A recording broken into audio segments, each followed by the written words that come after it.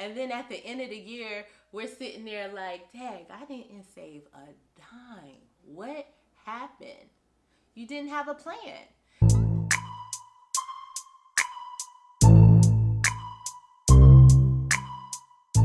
Hi guys, it's Elena of Financialdemics, where I give you the tips and tools to manage your money, increase your savings and your income, and decrease your debt. And if you haven't set your 2021 financial goals yet because you just don't know exactly what to do, don't worry about it. I got you. I'm going to show you how to plan and create your 2021 financial goals.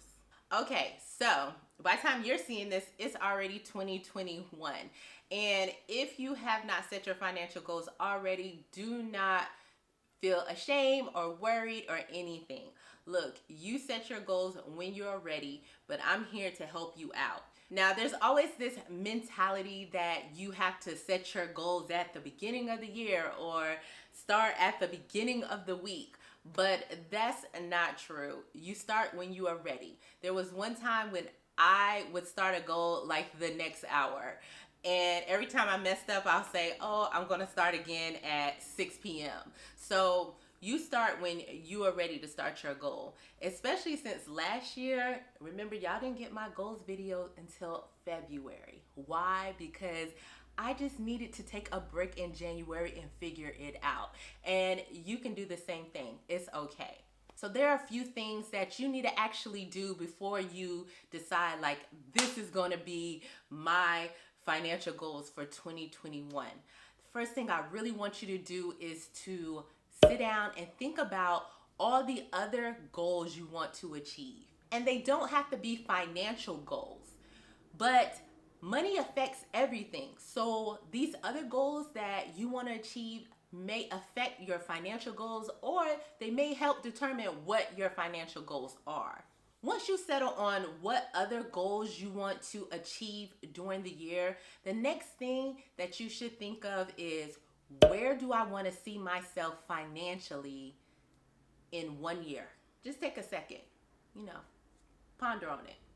Asking yourself where you want to see yourself financially a year from now is going to help you mold those financial goals. They'll help you determine, okay, so I want to do these goals and this is how it's going to affect me financially, but I also need to take these steps so that I can be where I want to be next year.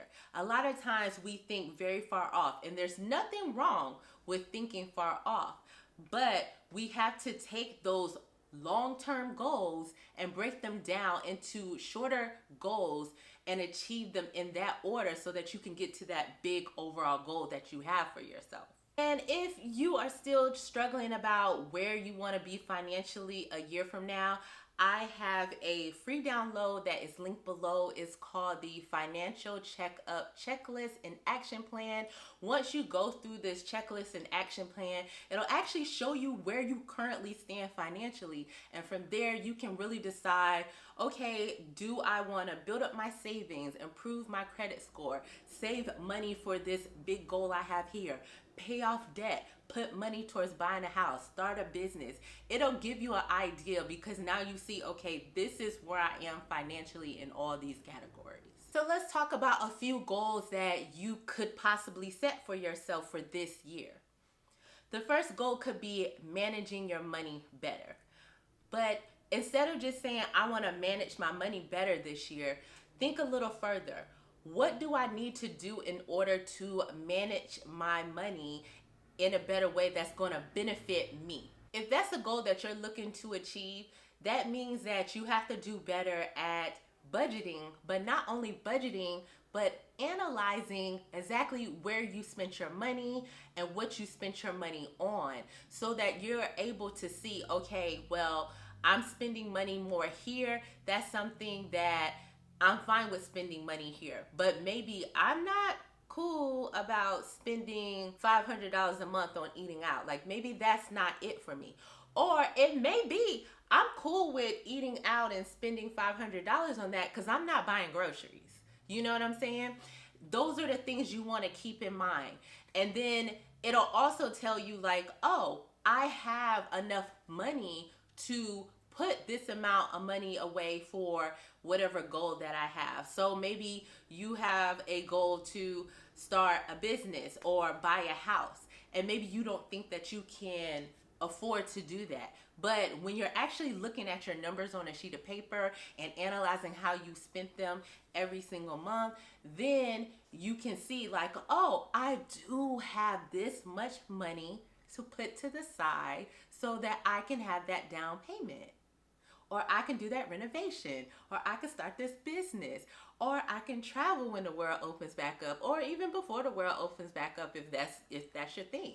Maybe your goal this year is to fully fund your emergency fund. And you know how I feel about that? Emergency funds are non-negotiable. Everyone's emergency fund will look different based on their expenses, how they spend their money, their needs, what type of industry they work in, and if they have a whole family to take care of. But you least at minimum need 3 months. I prefer 6 months, and I've talked about why 6 months is really important at this point. I'll link a video up here for you to hear why that is. But you need to decide what amount you're actually comfortable with. And remember all that criteria I just gave you to help you make that decision. But if that is your goal, then you need to decide, how much money can I set aside each month to put towards this goal? Or what skill do I have where I can make more money to contribute to this goal? What things do I not need that I just have laying around that I could sell to contribute to this goal? And there's so many other things you could do to contribute to this goal, but just sit down and actually decide, like, what can I do? What actions can I take to help me get to this goal of saving this much money in my emergency fund by the end of the year? Maybe your goal is to pay off your high interest debt like credit cards. If you ever look at the interest on your credit cards, that's money walking out the door every single month that you're paying to someone else. And that's actually money that you could be using to do whatever those other goals you have on your list are. So maybe that's something you want to make a plan to start paying off or actually pay off this year, so that you're not held back from different options and opportunities that are available to you. Your goal also could be to start a side hustle or start freelancing or even start your own business, because we all know having one source of income is risky. So we need more than one stream of income coming into our households. So maybe that's your goal for this year, increasing your income. Maybe you want to start investing or trading. What actions can you take to start to learn? There's so many different channels here on YouTube where you can learn. You can read books on it. I know of people who have courses that I am an affiliate of that I will link down below, who will teach you how to invest or trade. You have so many different ways that you can learn how to do this. And remember, I always say, if you have a 401k or a 403b with your employer, you can call the company where that account sits and they can teach you different things. They have licensed professionals who can guide you and kind of tell you what to look for without giving you advice per se, but just teaching you, this is what you should look for when you're looking into different funds, help you determine what your risk tolerance is, and actually give you that basis that you'll need so you can start moving closer to your goal of investing and trading. And maybe your goal is to educate yourself more on personal finance. Like, maybe that's why you're here, you know? So if that is your goal, there is so many ways that you can learn. Of course, coming here to this channel to learn. There's so many other people in this space that you can also learn from.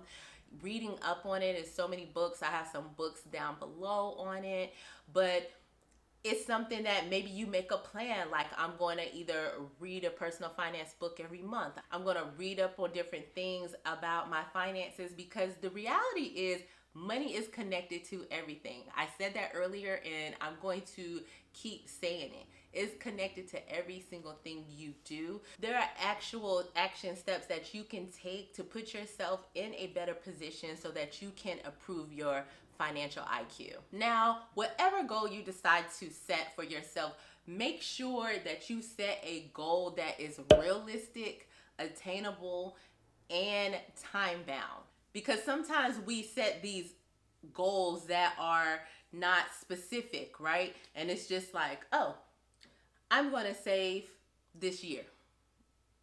You didn't say how much you was going to save. You did say this year, but do you have a deadline of how much you want to save? And then at the end of the year, we're sitting there like, dang, I didn't save a dime. What happened? You didn't have a plan. And so you want to be in a position where you're going to say maybe, hey, this year I'm going to save $10,000 by December 31st. And this is how I'm going to do it. I'm going to contribute $385 per paycheck to my savings account so that I will be at the $10,000 mark on December 31st. See how specific that was? You really have to break down your goals that way. And when your goal is larger, you want to take that goal and break down each step you'll need to take in order to achieve that overall larger goal. So let me know one of your 2021 financial goals in the comments below. And if you haven't figured it out yet, that's okay. Just say, I'm still trying to figure it out. And next week, I'll be sharing with you all of my 2021 financial goals. If this video was helpful for you, please hit that like button. And since you're still here, you might as well hit that subscribe button. And I will see you next week with an all new video.